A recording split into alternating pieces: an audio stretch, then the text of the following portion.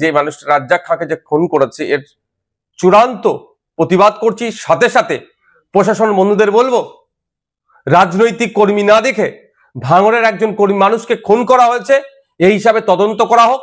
যে বা যারা যুক্ত একটাও না ছাড় পায়, তাদের সর্বোচ্চ শাস্তির ব্যবস্থা করা হোক। আমরা বারবার ভাঙড়কে চাইছি বোম গুলি মুক্ত ভাঙড় হোক, হিংসা অশান্তি মুক্ত ভাঙড় হোক।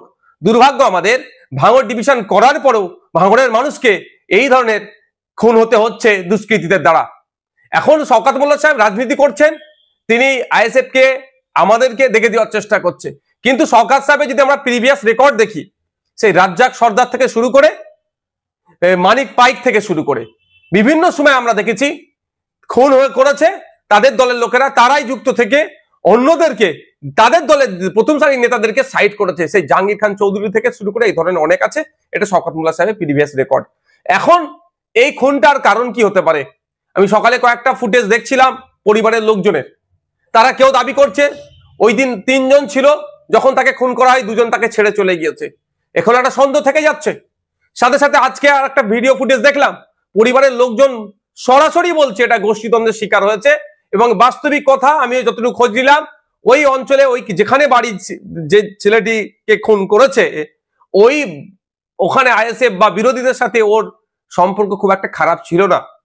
কিন্তু আমি যতটুকু খবর পাচ্ছি, এই লোকটি যাকে খুন করেছে ওরা, আপনার একদা সময় আরাবুল ঘনিষ্ঠ ছিল, প্রেসার দিয়ে চাপ দিয়ে এখন শওকত ঘনিষ্ঠ করেছে। এবার এই সুযোগটা কে নিয়েছে এটা তদন্ত সাপেক্ষ। একাধিক ইকুয়েশন উঠে আসছে এই খুনের রহস্যের পিছনে, তবে সবটাই সমাধান করতে পারবে প্রশাসন, ইনভেস্টিগেশন অফিসার। আমি আশা করব নিরপেক্ষতা বজায় রেখে এটা তদন্ত হোক। আর সাথে সাথে এটাও বলে রাখছি, পরিবারের সাথে আমি যোগাযোগ করার চেষ্টা করছি, পরিবারের সমত নেব। পরিবার যদি চাই সিবিআই ইনভেস্টিগেশন হোক, পরিবারের হয়ে প্রয়োজনে আমি মামলা করব সিবিআই ইনভেস্টিগেশন করার জন্য। কারণ আমি একজন বিধায়ক এখানে ভাঙড়ের, সেটা আমার বড় পরিচয়। কোন দলের নেতা, কোন দলের চেয়ারম্যান, তার থেকে বড় পরিচয় ভাঙড়ের আমি বিধায়ক।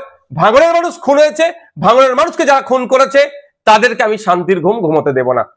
আর সাথে এটাও বলছি, যদি এটাকে রাজনৈতিক চক্রান্ত হয়ে বিরোধীদের উপরে দমন পীড়ন বা সাধারণ মানুষকেও যদি ডিস্টার্ব করার চেষ্টা হয়, আমি সেই পরিবারগুলোকে সাথে নিয়ে সিবিআই তদন্ত হবে, সিবিআই তদন্তের জন্য বা বিচার বিভাগীয় তদন্তের জন্য কোর্টের দ্বারস্থ হব।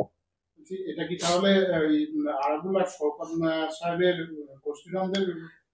দেখুন, এই ধরনের ঘটনা রাজ্যের বিভিন্ন জায়গায় ঘটছে, শাসক দলের নিজেদের মধ্যে গোষ্ঠী কন্দল।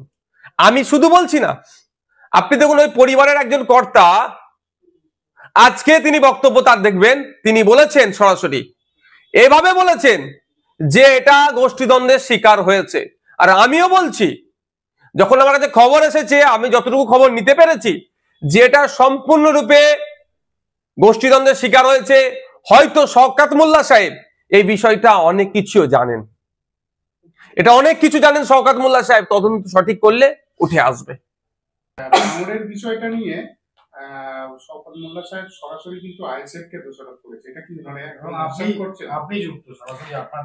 দেখুন, আমরা এতটা এখন হিংস্র হয়ে উঠতে পারিনি, আর কোনোদিন হবারও ইচ্ছাও নাই যে একটা মানুষের প্রাণ নিয়ে নেব রাজনীতি করার জন্য। আমরা সমাজ ব্যবস্থার পরিবর্তনের জন্য রাজনীতিতে এসেছি, ক্ষমতা দখল আমাদের স্বপ্ন নয়।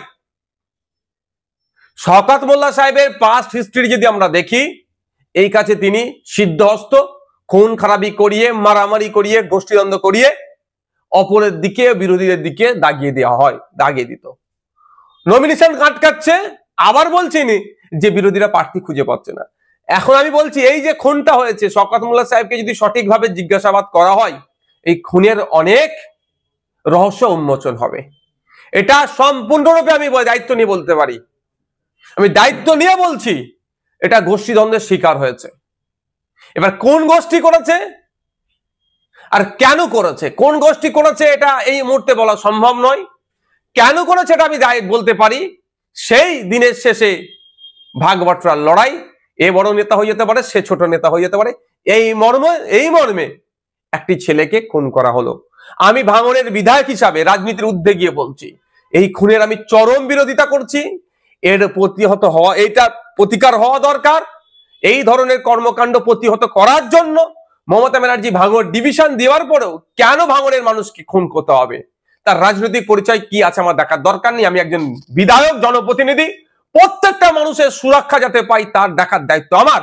সেই জায়গায় আমি দাঁড়িয়ে বলবো যত তাড়াতাড়ি সম্ভব ইনভেস্টিগেশন হোক, যে বা যারা খুনের সাথে যুক্ত তাদেরকে সর্বোচ্চ শাস্তির ব্যবস্থা করা হোক। আর পরিবারের সাথে যোগাযোগ করব, পরিবার যদি আমাকে ইনশিওর করে, আশ্বাস দেয়, পরিবারকে সাথে নিয়ে আমি এই মামলাটি যাতে হয় বিচার বিভাগীয় তদন্ত হোক বা সিবিআই তদন্ত হোক, যদি পরিবার চাই আমি তার জন্য মুভ করব কোর্টে।